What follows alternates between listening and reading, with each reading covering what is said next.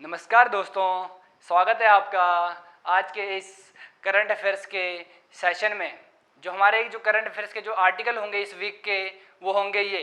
जो पहला आर्टिकल है वो होगा हमारा बेरूत जो बेरूत में एक्सप्लोजन हुआ था उसके बारे में हम डिस्कस करेंगे। जो बेरूत की लोकेशन है और कौन सी कंट्री में बिलोंग करता है उसके बारे में हम थोड़ा सा जानेंगे मैपिंग के थ्रू। फिर होगा हमारा खादी अगरबत्ती आत्मनिर्भर मिशन। उसके बाद होगा हमारा नेक्स्ट टॉपिक इब्राहिम अलकाजी। फिर होगा गैलापागोस आइलैंड। फिर होगा बराक न्यूक्लियर एनर्जी प्लांट। फिर होगा हमारा बाल गंगाधर तिलक के बारे में जानेंगे। उनकी जो 100th डेथ एनिवर्सरी थी इस वर्ष मनाई जा रही है उसके बारे में हम रिलेवेंट टॉपिक है उनको हम जानेंगे। फिर उसके बाद हमारा अमोनियम नाइट्रेट। फिर होगा हमारा पोकाली राइस, ये केरला में पाया जाता है। फिर होगा हमारा परिवार पहचान पत्र। फिर होगा हमारा थेंजावल गोल्फ रिसोर्ट प्रोजेक्ट। फिर होगा हमारा किसान रेल जो चलाई गई है भारत सरकार के द्वारा उसके बारे में हम डिस्कस करेंगे दोस्तों। उसके बाद होगा हमारा रविंद्रनाथ टैगोर के बारे में हम डिस्कस करेंगे। चलिए शुरू करते हैं आज का पहला आर्टिकल। जो पहला आर्टिकल होगा वो होगा हमारा बेरूत। अब बेरूत में आप लोग शायद सभी जानते होंगे जो बेरूत में बहुत ज़्यादा एक्सप्लोजन हुआ था उससे रिलेटेड जो भी इशू है उसको जानेंगे हम। जो वहाँ पे कहाँ हुआ था, ये बेरूत में हुआ था।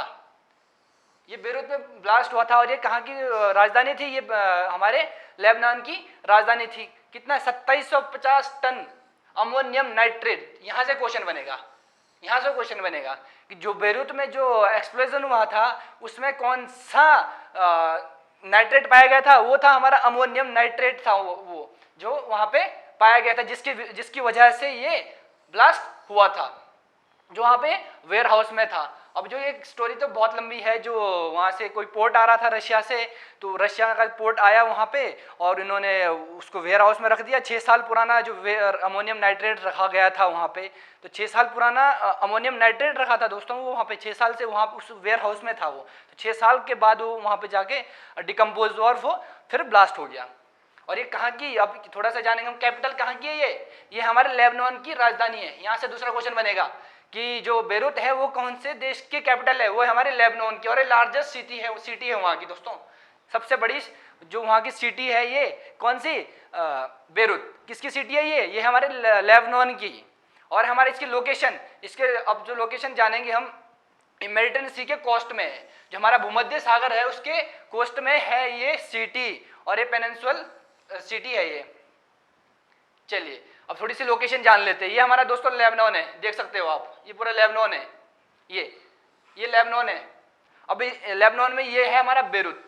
अब क्वेश्चन यहाँ से बनेगा, मैपिंग का क्वेश्चन बनने के यहाँ से बहुत सारे आसार बनते हैं। क्वेश्चन किस तरह से बनेगा कि जो हमारे ये लेबनान है इसके इर्द गिर्द कौन कौन सी कंट्री है। एक हमारा सीरिया, दूसरा हमारा इजराइल, तीसरा हमारा जॉर्डन। ये कंट्री इसे टच करती है, नहीं ये सॉरी जॉर्डन नहीं करती। कौन कौन सी करती है, सीरिया करती है, इजराइल करती है। ये दो कंट्री क्या करती है, इसे छूती है, इसे टच करती है। और किसके कोस्ट में है ये, मेडिटेरियन सी के कोस्ट में है ये। कौन, बेरूत, कौन, लेबनान। तो आप यहाँ से देख सकते हो मैप के थ्रू, ये मैपिंग का क्वेश्चन यहाँ से बन सकता है कि लेबनान के इर्द गिर्द कौन कौन सी कंट्री है और कौन सा सी है। ये है हमारा मेडिटेरियन सी, इस कंट्री के बिल्कुल नजदीक है दोस्तों। ये आपको ध्यान देना है। ये बिल्कुल यहाँ से क्वेश्चन बनने के बहुत ज़्यादा आसार है। जितने भी मैं क्वेश्चन इस सीरीज में डिस्कस कर रहा हूँ सारे जो टॉपिक है हमारे बहुत रिलेवेंट है। इनको आप ध्यान दीजिएगा सारे टॉपिक्स को। अब इसके बाद क्वेश्चन कैसे बनेगा, अब जैसे Mediterranean sea is the border of which of the following countries. अब देखो जॉर्डन हो गया, इराक हो गया, लेबनान हो गया, सीरिया हो गया। इनमें से कौन कौन सी कंट्री मेडिटेरियन सी किसके बॉर्डर में टच करता है, कौन कौन सी कंट्री मेडिटेरियन सी को छूती है। तो आप लोगों को कमेंट बॉक्स में बताना है कि इसका सही जवाब क्या होगा।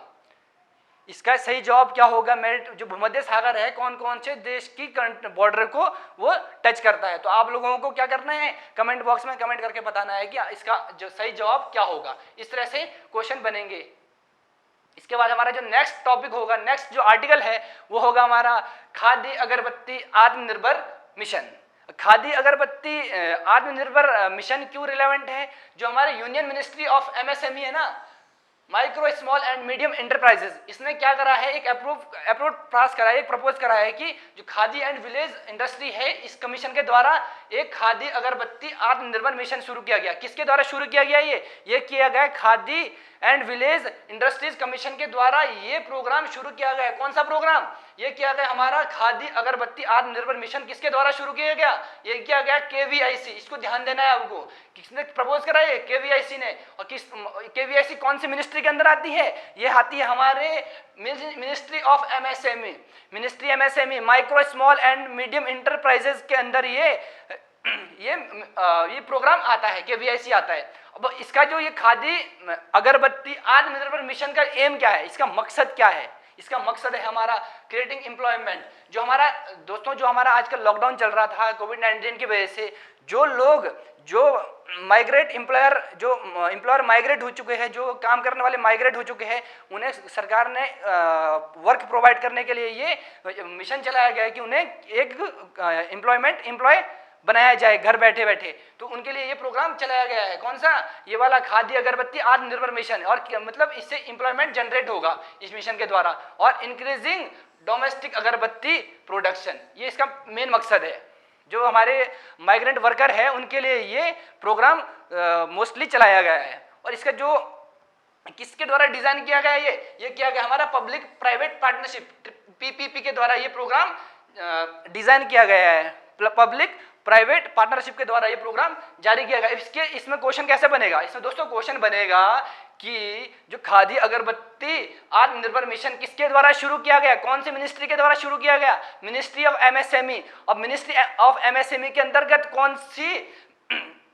कौन से कमीशन ने शुरू किया? इसको किया हमारे khadi and village industry commission के द्वारा इसको शुरू किया गया। इससे दो क्वेश्चन बनेंगे, यहाँ से दो क्वेश्चन यहाँ से बनेंगे इसके। और जो इसको किसने जो हमारा ये कमीशन, ये जो हमारा जो ये मिशन है, इसको किसने डिजाइन किया? इसको दोस्तों डिजाइन किया हमारे पब्लिक प्राइवेट पार्टनरशिप। 3 क्वेश्चन यहाँ से बनने के आसार है। इस जो हमारी स्लाइड है इसको ध्यान दीजिएगा बिल्कुल। और इसके बाद है हमारा जो इसके फीचर है। इसके फीचर क्या है दोस्तों? इसके फीचर है जो हमारा जो केवीआईसी क्या करेगा? प्रोवाइड ऑटोमेटिक अगरबत्ती मेकिंग मशीन प्रोवाइड करेगी।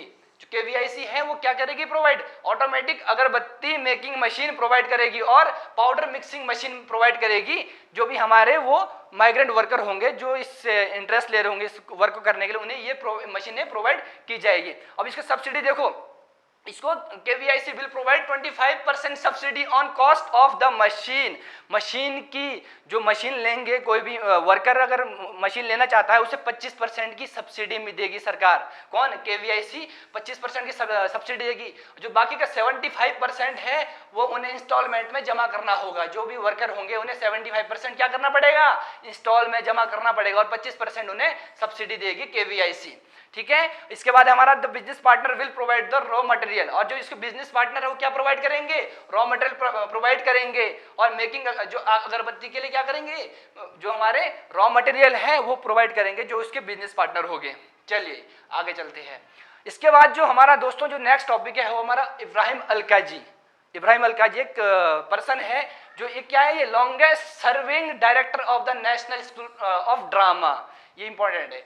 कहाँ सबसे ज्यादा इन्होंने नौकरी करी है? नेशनल स्कूल ऑफ ड्रामा में लॉन्गेस्ट सर्विंग डायरेक्टर थे ये सबसे ज्यादा अभी तक के। अब इन्हें क्यों याद किया जाता है? क्यों रिलेवेंट टॉपिक बनता है? इसलिए रिलेवेंट टॉपिक बनता है क्यों? इन्होंने नेशनल स्कूल ऑफ ड्रामा में ड्रास्टिकल चेंज करा है। आज क्या बोलते हैं, आमूलचूल परिवर्तन इन्होंने वहाँ पे किसमें? नेशनल स्कूल ऑफ ड्रामा में इन्होंने परिवर्तन की है, बहुत ज्यादा ड्रास्टिकल चेंज करे हैं, इसलिए इन्हें याद किया जाता है दोस्तों इन्हें। अब इनका जो इब्राहिम अलकाजी है इन्हें क्यों रिमेंबर किया जाता है? ये फादर ऑफ इंडियन थिएटर कहा जाता है इन्हें। अब क्वेश्चन आएगा दोस्तों, क्या क्वेश्चन आएगा कि फादर ऑफ इंडियन थिएटर कौन है? वो है हमारे इब्राहिम अलकाजी। ये ध्यान देना है आप लोगों को। क्या जो फादर ऑफ इंडियन थिएटर कौन है? इब्राहिम अलकाजी है हमारे फादर ऑफ इंडियन थिएटर। ये है वो इब्राहिम अलकाजी, आप देख सकते हैं।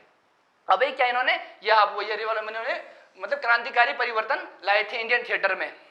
और ये इन्होंने जो नेशनल स्कूल ऑफ ड्रामा में रीजनल लैंग्वेज में प्रोग्राम शुरू करे थे। जो हमारे रीजनल क्षेत्रीय भाषाएं है इन्होंने इंक्लूड करी थी नेशनल स्कूल ऑफ ड्रामा में।